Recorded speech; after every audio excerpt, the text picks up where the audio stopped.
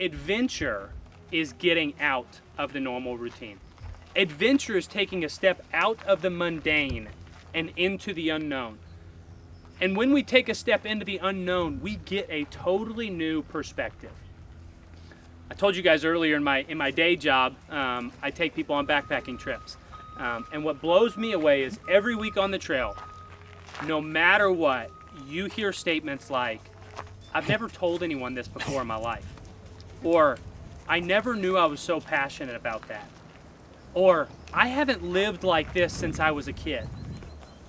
You hear those statements because people have taken a step off the path of normal life and into a new realm.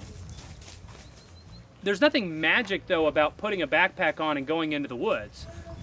But there is something magic about stepping out on an adventure and asking the harder questions. Getting out is breaking from the mundane and going on an adventure. And an adventure can look all different ways. I one time ran into a guy from Minnesota.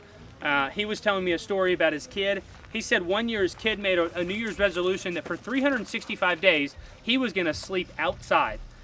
It was the coldest year on record in the last 100 years for Minnesota. It was like 20 below at times. He was digging ice caves to sleep.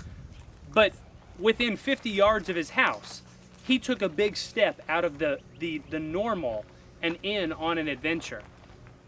But you don't have to go on a backpacking trip. You don't have to sleep 365 days outside.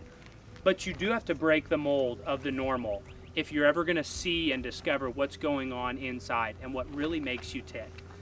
It's putting your cell phone aside. It's going out of town. It's taking some time at the park. It's reflecting and journaling. Those are getting out and adventuring.